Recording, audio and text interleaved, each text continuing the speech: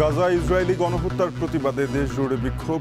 Israeli পণ্য দাবি করে দোকানে ভাঙচুরের ঘটনায় গাজীপুরে 4 জন আটক।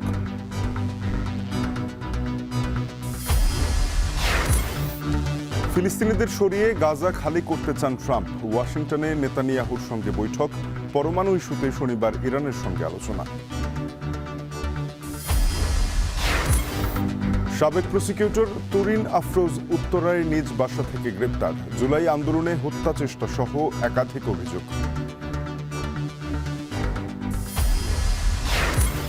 কোনোভাবেই শৃঙ্খলা ফিরছে না গণপরিবহনে। রাজনৈতিক প্রভাবমুক্ত করার সুযোগ হাতছাড়া হচ্ছে বারবার, বলছেন বিশেষজ্ঞরা।